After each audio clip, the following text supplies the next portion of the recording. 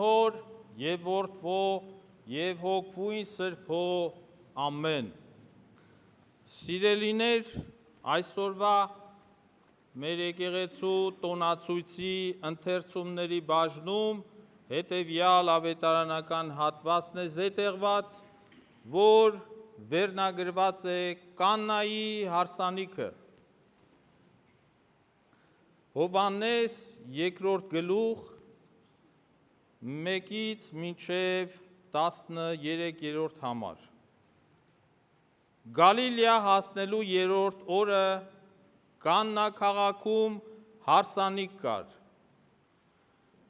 Եվ Հիսուսի մայրը այնտեղ էր, հարսանիքի հրավիրվածներից նաև Հիսուսն էր իր աշակերտներով հանդերձ։ Եվ երբ որ գինին պակասեց, մայրը Հիսուսի ասաց. «Գինի չունեն»։ Եվ Հիսուս նրան ասաց. «Ինչ ես ուզում ինձանից ով կին, իմ ժամանակը դեռ չի հասել»։ Նրա մայրը սպասավորներին ասաց. «Ինչ որ ձեզ ասի, այդ էլ արեք»։ Այնտեղ կային 6 մեծ տակառներ, եւ հրեաների սովորության համաձայն այդ մաքրվելու համար էր։ Նրանցից յուրաքանչյուրը շուրջ 100 լիտր տարողություն ուներ։ Հիսուս նրանց ասաց. «Լցրեք այդ տակառները ջրով»։ Եվ լցրեցին բերնեբերան, եւ ասաց. «Հիմա վերցրեք եւ տարեք սեղանապետին», եւ նրանք տարան գինին։ Եվ երբ որ սեղանապետը ճաշակեց, գինին դարձած ջուրը այլևս այլ էր։ Թե որտեղից է, բայց սպասավորները, որ ջուրը լցրեցին, գիտեին, խոսեց Փեսան եւ ասաց. «Ամեն մարդ նախ ընտիր գինին է մատուցում, եւ երբ հարբած են, այն ժամանակ վատն է բերում։ Իսկ դու ընտիր գինին պահել էիր»։ Հիսուսը այս առաջին նշանը արեց Գալիլեա Կաննա քաղաքում, որպես սկիզբը նշանների եւ հայտնեց իր փառքը, եւ նրա աշակերտները հավատացին նրան։ Սրանից հետո Հիսուս Կափառնայում իջավ իր մոր, իր եղբայրների հետ եւ այնտեղ մնացին մինչև իրիկուն։ Սիրելի հավատացյալներ, այս հատվածը, ավետարանական հատվածը մի քանի գեղեցիկ ճշմարիտ իրականության մասին է խոսում հոգևոր խոսքը մեզ, որտեղ որ երբ որ մարդու կարիքը դադարում է, հանդես է գալիս Աստված իր մեծ զորությամբ։ Հիմա ամեն մեկս ունենք կարիքներ, ամեն մեկս ունենք բացեր, ամեն մեկս ունենք թերություններ եւ անսպառ չէ մարդ արարածի հնարավորությունները եւ մարդու հնարավորությունները շատ սահմանափակ են։ Եվ ահա գալիս է մի պահ, երբ որ կանգնում ես փակ դռների առջև, այդ չգիտես ինչ անես։ Յուրաքանչյուրիս մոտ երբեմն սա լինում է։ Շատերը ցայտնոտների մեջ են հայտնվում, շատերը գլուխներն են կորցնում, շատերը ելքեր են փնտրում, շատերն էլ աղոթում են Աստծուն, որովհետև քրիստոնյայի համար գերագույնը մեր երկնավոր Տերն է իր ամբողջ զորությամբ, իր ամբողջ կարողությամբ, անսահման աստվածությամբ։ Դրա համար, երբ որ սպառվում է քո ուժերը, սպառվում է քո վիճակը, հայտնվում ես միտեղ, Աստված գործում է։ Թույլ տանք, որ Աստված գործի մեր մեջ, եւ Աստված աշխատում է մեզ հետ այնպես, ինչպես որ մենք երբեմն չենք պատկերացնում, ինչպես է Աստված գործում, աշխատում, հարաբերվում, շփվում մեզ հետ։ Դրա համար է, որ այս առաջին հրաշքը, երբ որ Հիսուս մասնակից եղավ Գալիլեայի, Հրեաստանի Գալիլեա քաղաքի Կաննա քաղաք, Գալիլեայի շրջանի Կաննա քաղաքում, Այստեղ մասնակից էր Տիրամայրը, Հիսուսը և իր 12 աշակերտները։ Հիմա երկրորդ ճշմարտությունը։ Շատերը ասում են քրիստոնյաները տրտում, տխուր, մռայլ մարդիկ են, բայց այդպես չէ։ Ճշմարիտ քրիստոնյան պիտի լինի ուրախ, որովհետև մեր Տերը միշտ է ասել Սուրբ գրքի մեջ. եղիր ուրախ։ Հիշում եք Սողոմոն իմաստունի ժողովող գրքի մեջ, երբ որ Սողոմոնը գրում է հետևյալը. կա ժամանակ տխրելու, կա ժամանակ ուրախանալու, կա ժամանակ մեռնելու, կա ժամանակ ապրելու, կա ժամանակ քարերը հավաքելու և կգա ժամանակ քարերը նետելու, կա ժամանակ լալու և ուրախանալու, ամեն պահի մեջ մարդը պիտի դրսևորի իրեն այդ տվյալ հանգամանքում չափավորապես, և լացելու մեջ չափավոր, և ուրախանալու մեջ չափավոր, և ամբողջ այս Սուրբ Գիրքը տալիս է այդ չափանիշը, այդ սանդղակը, և մենք տեսնում ենք Հիսուս մասնակից եղավ հարսանիքի, մենք ևս իրավունք ունենք մասնակցելու հարսանիքին և ուրախանալու ուրախակիցների հետ և ինչու ավելացնել այդ ուրախությունը մարդկանց և մեր ներկայությամբ լցնել ուրախությունը, բնականաբար նորից եմ նշում, չափավորության մեջ և գեղեցկության մեջ։ Այս հատվածում մենք տեսնում ենք, որ Տեր Հիսուս մասնակից լինելով այս արարողության հրաշք գործեց։ Եկավ մի պահ, երբ որ իրեն ասվեց, Տիրամայրը ասեց, որ գինին վերջացել է և Հիսուսը շատ հետաքրքիր մի բան կա, նրբություն կա այստեղ, ուզում եմ բոլորս մի քիչ ուշադիր լինենք, Հիսուսը գործեց այս հրաշքի մեջ, որ ինքը կարող էր այդ տակառների մեջ առանց որևիցե խնդրի աշխարհի ստեղծող Հիսուսն էր, ամեն բանի արարիչն էր Հիսուս, առանց որևիցե միջամտության լցներ անտեսանելի կերպով, հրաշքով տակառների մեջ գինին, բայց նա ասեց, որ Տիրամայրը ասեց, ինչ որ ասում է նա արեք։ Հիմա Աստված գործում է մարդկանց միջոցով, առաքյալները մասնակից եղան այս հրաշքին,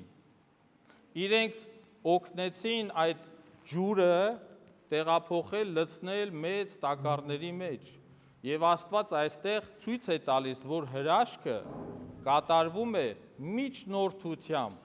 Աստված այսպես է աշխատում իմ ու քո հետ։ Եթե չկա այս հանգամանքը, մարդը մասնակից չի Աստվածայինին և մենք տեսնում ենք, որ օրհնեց օրհնությամբ այդ ջուրը վերափոխվեց գինու։ Հիմա մենք շատ հաճախ օրհնվում ենք եկեղեցում քահանաների կողմից, օծում ունեցող մարդկանց կողմից և ամեն բան, երբ որ օրհնվում է, բնույթը փոխվում է, օրհնվում է ջուրը, օրհնվում է աղը, օրհնվում է պսակադրությունը, ի վերջո մկրտությամբ և ամեն բան եկեղեցականի կողմից օրհնվում է, դրա բնույթն է փոխվում, երբ որ չի օրհնվում օրինակ հացը, աղը, ջուրը և ամեն բան, այդտեղ Աստվածայինը չկա։ Օրհնության միջոցով է, որ Աստված հայտնում է և իմաստափոխում է, բարեփոխում է կյանքը, ամեն բան, երբ որ դու օրհնվում ես, Աստվածայինը ներարկվում է քո մեջ, այս հատվածի մեջ շատ ակնառու երևում է սա։ Ջուրը վերափոխվեց այն ժամանակ, երբ որ Հիսուսի խոսքով առաքյալների մասնակցությամբ տեղի ունեցավ այս հրաշքը։ Այստեղ մի բան էլ կա, այս հատվածի մեջ ասում է, որ 6 մեծ տակառներ կային, 6, 6-ը թիվը 6-ը Սուրբ գրքի մեջ առհասարակ աստվածաբանության մեջ ինքը թերի թիվ է համարվում, դա հրյաների թերի հավատքն էր առ Աստված։ Հիսուսը եկավ այս դատարկ 6 տակառների մեջ Այսինքն հին ուխտի հանգամանքը փոխեց եւ դարձրեց կատարյալ իր աստվածությամբ։ Այսինքն թե մենք եւս դատարկ տակառ ենք, նման ենք դատարկ տակառի։ Եվ այստեղ մեր մեջ լցվում է գինին, որը խորհրդանշում է այս առակի մեջ Հիսուսի աստվածային խոսքը։ Եվ հաջորդ ճշմարտության մասին խոսեմ։ Մենք այս հատվածում տեսնում ենք, որ Հիսուս իր ներկայությամբ լցրեց, ավելացրեց այդ ուրախությունը, որպեսզի կիսատ չմնա։ Տեսեք, երբ որ մարդը ասում է վերջ, շատ հաճախ ասում ենք, չէ, վերջ, բայց Աստված ասում է, սա սկիզբն է հավիտենական կյանքի։ Մեր համար վերջը Աստծո համար սկիզբ է, որովհետև երբ որ ասում ենք մարդը ննջեց, ասում ենք վերջ, բայց Աստված ասում է ստորակետ, շարունակվում է հավերժության մեջ։ Հիմա այստեղ ասեց, գինի վերջացավ, Հիսուսն ասեց ոչ, սա սկիզբն է եւ ավելացրեց գինին։ Միշտ Աստված ավելացնում է մեր չեղածը։ Հիմա առաքյալները տեսան այս հրաշքը եւ իրենց հավատքի մեջ գոտե պնդվեցին, հավատացին Հիսուսին, որովհետև մինչև սա թերահավատ էին, գուցե, բայց այս հրաշքի մեջ ավելացավ նրանց հավատքը դեպի առաստված։ Հիմա Հիսուսի ժամանակ ոչ միայն առաքյալներն էին, այլ նաև փարիսեցիները, որքան հրաշքներ տեսան փարիսեցիները, կամ դպիրները, կամ այն ժամանակվա քահանաները, հերեական այդ միջավայրում, բայց հավատացին Հիսուսին իր յուրայինները, ովքեր հետևեցին Տիրոջը։ Հիմա մեր կյանքը լեցուն է հրաշքներով, ամեն բան հրաշք է, ինչու, որովհետև գտնվում ենք Աստծո նախախնամության մեջ։ Գիտեք ինչ է Աստծո նախախնամությունը, շատերը ասում են ճակատագիր, չկա այդպիսի բան, կա Աստծո նախախնամություն, խնամք։ Երբ որ մենք երեխա ենք ունենում, չէ, մենք խնամում ենք նրան, մենք էլ Աստծո զավակներն ենք, Աստված խնամում է մեզ, բայց փարիսեցիները այդքան հրաշք տեսնելով հանդերձ չարացան Հիսուսի դեմ։ Հիմա Մովսես մարգարեն, երբ որ հրաշքներ ցույց տվեց փարավոնի ներկայությամբ, փարավոնը տեսավ հրաշքները, բայց կարծրացավ, սիրտը կարծրացավ, հակառակության ոգի առաջացավ եւ ելավ Աստծո դեմ։ Շատ հաճախ մենք հայտնվում ենք այդ վիճակում, կամ շատերը կան, տեսնելով հրաշքը, մասնակից լինելով հրաշքին, ոչ թե ավելի գոտեպնդվում են իրենց հավատքի մեջ, այլ հակառակության ոգի է առաջանում։ Մենք տեսնում ենք թշնամություն եկեղեցու նկատմամբ, չէ, երբեմն, բայց հրաշքի դեմ պետք չի թշնամանալ, հրաշքի հանդեպ պետք է մասնակից լինել եւ օգտվել դրանից, որովհետեւ այդ հրաշագործը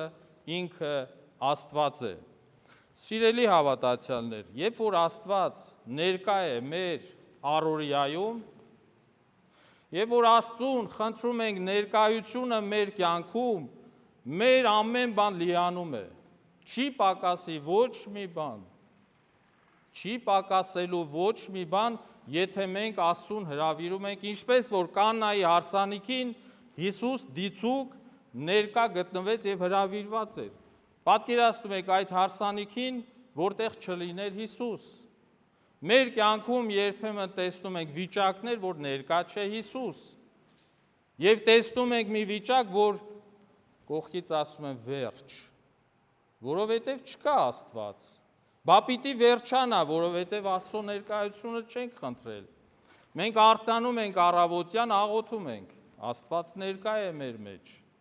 Մենք ցերեկը եւս աղոթում ենք եւ գիշերը նույնպես անկողնում աղոթում ենք Աստծուն։ Այսինքն թե Աստծուն ներգրավում ենք մեր միջավայր։ Հիմա այս որտեղ որ գտնվում է Հիսուս, ուրախություն լինի, տխրություն լինի, հարսանիք լինի, հակառակը լինի, ցանկացած իրավիճակների մեջ, երբ որ կա Աստված, այդտեղ վերջ բառը գոյություն չունի, այդտեղ կիսատ բառը հնարավորություն չունի, կիսատ մնալ, այստեղ ընդհատվել, կտրվել բառը չկա, որտեղ Աստված շարունակական է եւ հավերժական։ Փառք Հիսուսին, որ լիացնում է մեզ իր մեծ ներկայությամբ հենց այստեղ Աստծո տաճարի մեջ, որովհետև մենք այս հատվածի մեջ նաև տեսնում ենք Տիրամոր հանգամանքը։ Աստվածամայրը Հիսուսի հետ էր։ Եվ Տիրամայրը բարեխոս եղավ այստեղ, հարսանիքի կիսատ մնալու, այդ ուրախությունը կիսատ մնալու համար Տիրամայրը ասեց, որ վերջացավ գինին, բայց Տիրամոր բարեխոսությամբ Հիսուսը կատարեց մեծ հրաշքը։ Այո, գինի խորհրդանշում է Հիսուսի կենարար արյունը, որը հեղվեց յուրաքանչյուրիս մեղքերի քավության եւ թողության համար։ Այստեղ նաև տեսնում ենք այս հատվածի մեջ, որ հիմք դրվեց պսակադրության օրհնությունը։ Երբ որ հայ եկեղեցին կատարում է 7 խորհուրդներից պսակ կամ ամուսնություն, այդ արարողության աղոթքների մեջ կարդացվում է Կաննայի հարսանիքի այս պատկերը, երբ որ Հիսուս լիացրեց, օրհնեց, միավորեց եւ ենթադրվում է, որ այս Կաննայի հարսանիքի ժամանակ օրհնվեցին զույգերը։ Հետաքրիր է, այսօր միտում կա, որպիսի հակառակորդները միտում կա կամ արտահայտվում են, այդ մասին խոսվում է, քարոզ է գնում, որ եկեղեցով ամուսնությունը անիմաստ բան է։ Եկեղեցին ասում է հետևյալը. եթե դուք միավորվել եք ճակերտների մեջ կամ ապրում եք համատեղ ամուսնական կյանքով, եթե չկա ասորտությունը, պսակադրության կարգը, ձեր միավորումը համարվում է ապօրինի կապ երկրի վրա, որովհետև պսակադրության օրհնությունը ոչ միայն տեսանելի է երկրի վրա, այլ նաև արտահայտվում է երկնքում։ Եթե կա այս օրհնությունը, պսակադրության օրհնությունը, այդ հանգամանքը գրանցվում է երկնքում Աստծո թագավորության մեջ եւ համարվում է օրինական ամուսնություն։ Սիրելիներ, շատ կարելի է այս մասին, այս հատվածի մեջ բազում նրբություններ կա, որ կարելի է եւ խոսում ենք այդ մասին եւ մշտապես Սուրբ Գիրքը Աստծո խոսքը միայն տառերը չեն, որ շարված են նախադասությունները, խորքում բազում ճշմարտություններ կա, անգամ փոքր հատվածների մեջ Տերը բացում է իր խորհուրդը, եթե դու ցանկություն ունես խորամուխ լինելու, ուսումնասիրելու Սուրբ Գիրքը։ Եվ այս ուղեցույցը, որ կոչվում է Նոր Կտակարան կամ Աստվածաշունչ, միշտ առաջնորդելու է քեզ դեպի հավերժություն, հավիտենական կյանք, լցնելու է քո կյանքը, ճշմարիտ ուղու վրա է բերելու քեզ, շտկելու է քո ընթացքը, քո քայլերը տանելու է դեպի հավերժություն, դեպի հաղթանակ, որովհետև եթե Տերը քեզ հետ է, աշխարհն էլ կանգնի քո դեմ, դու հաղթելու ես, որովհետև Աստված քեզ հովանավորում է։ Տիրոջ սերը, խաղաղությունը ձեզ հետ լինի, ամեն։ Եվ տուր մեզ համարձակած այն բարբարով բանալս բերանս մեր, կարդալս քեզ երկնավոր Հայր երգել եւ ասել.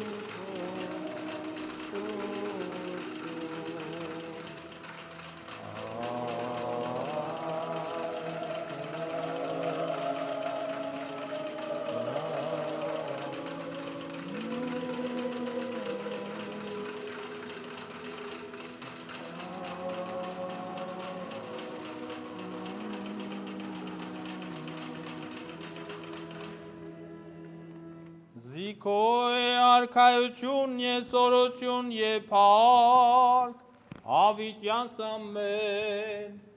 աղություն